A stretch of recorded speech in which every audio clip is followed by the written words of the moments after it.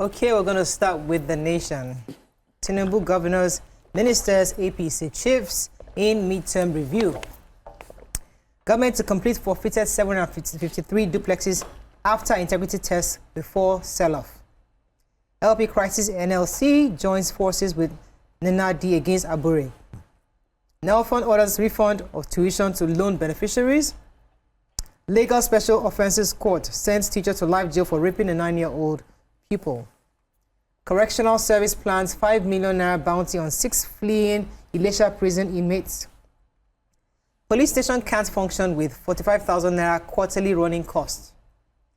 DSS not part of Kanu's arrest in Kenya. And Southwest Development Commission raises interrogation hope. Okay. It's the police station story. It's me or the Avitu. So the Executive Secretary of the Nigerian Police Trust Fund, Mohammed Shaidu, has decried the amount that our budget provides for the running cost of our police stations every quarter, as in 3 months. So it's 15,000 if you break it down a month to run a police station, and daily maybe 500 naira, according to the breakdown. And it says this is what we budget to run police stations. So whenever I go to those police stations, and I have that feeling I usually have at the neighborhood police station, you know, that this place doesn't really look like a station, it's not welcoming. Know that it's Nigerians that provided the facility that looks like what they need. So this is how we run it, providing this meager amount of money and expecting the police officers to do a miracle. According to the boss, he stressed the issue of fuel allocation from the central budget, and how he should power the office with the stations with money.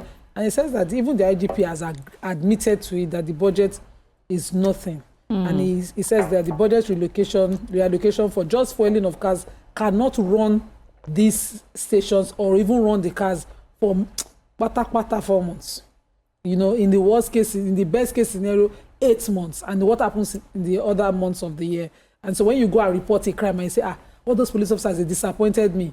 How many of us now, down to how the funding is done? So there's a 0.5% of every, that's the federal allocation, a federal account allocation committee that is supposed to go to funding even the Nigerian Police Trust Fund itself.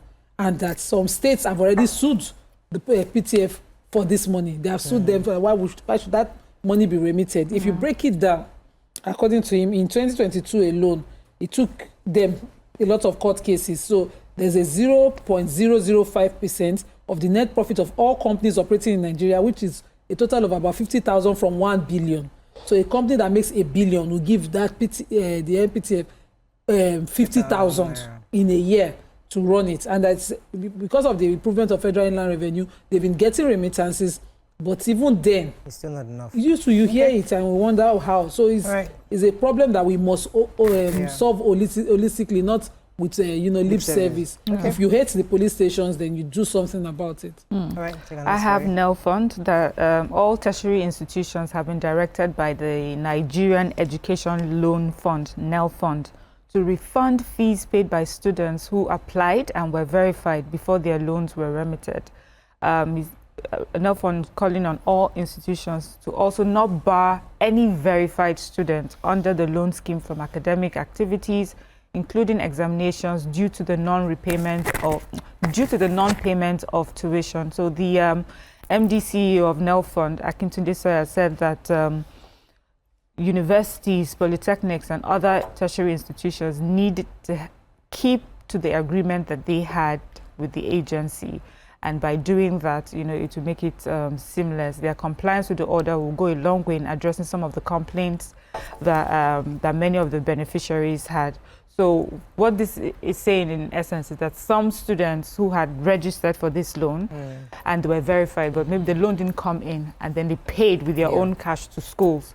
They're asking schools to please start making those refunds since the loans have come in. And also in cases where the students haven't received any, don't have the funds to pay or haven't received their loans yet, even though they've been registered and verified, the school should not stop them from participating in all activities, even exams, because what it means that the loans will still come in. So, and they don't want that to hamper, the progress of a student. So, and they're saying that these are agreements they already had with Nelfund and the school. So please just stick to this agreement that we had, and it will make and it's the early days easier, for this program. It's important that all the various layers are able to work to ensure that the kids don't get discouraged. Yes. You know, so just make it happen. Teacher bags life imprisonment for defiling a 9-year-old pupil. A 35-year-old music teacher and counselor of Latches International School. His name is Anthony Oke, has been sentenced to life imprisonment for defiling a 9-year-old GSS pupil, names withheld. Justice Abiola Sholadoyi of Anikeja Sexual Offences and Domestic Violence Court in judgment yesterday held that the prosecution had discharged the burden of proof of the charge of the defilement against Oke. The judge described Oke as a pathological liar. Everything a teacher should not be having unlawful sexual intercourse with his pupil. She said that the teacher was a man without a soul and had no iota of how do you molest a pupil? Okay. Yeah, so I have the story on the DSS and their involvement in Kanu's, that's Nnamdi Kanu's arrest.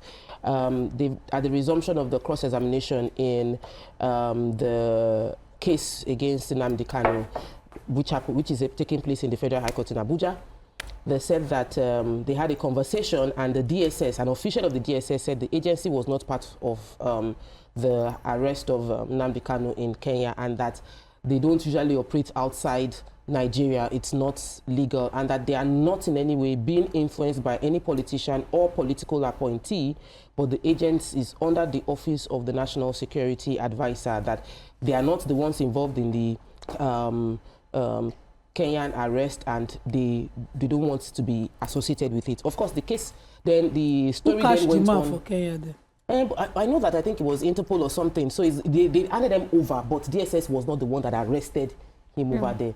Okay. You know, so that was one of the things they said. They said of course the lawyer will try in making the case, said that is the DSS official aware that they've had 3 cases asking 3 judgments saying that the detention of Nnamdi Kanu is illegal and all of that. And the man was saying the response from the official was like, yeah, they heard about, they read it in the news, you know, and all of that. But all in all, in the conversation this has protracted, it's gone for too long, and we must have a bit of closure so that people can move on to other things. Okay, The Punch. Terror threats. Senate Zulum demands swift action from Tinubu. JAM reviews 379,000 UTME receipt results. Petrol price war closes nearly 5,000 fuel stations. Salary crisis, FG plans intervention funds for 109 foreign missions. Lagos City justice for 3,215 abused children in 2024. Nigeria spends $2 billion on external debt in 4 months. And Germany warns Nigerian neighbors against Russian alliance. Okay, so the Lagos State Agency for Agency Against Domestic Violence and Sexual Violence has done their review for the year 2024, January to December 2024, and they found about 9,279 domestic violence cases. Those involving children. Out of this 9,000 is 3,215 children that were subjected to various sorts of abuse between that period.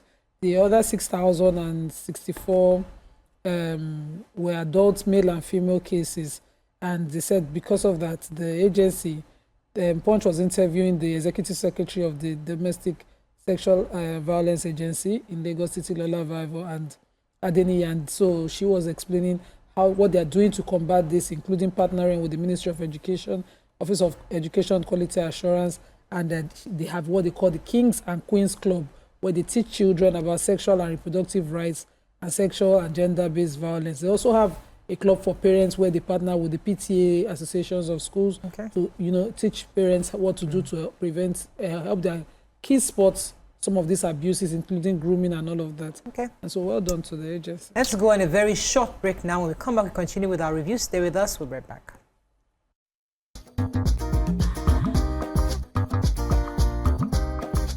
Stay tuned. Your View will be right back.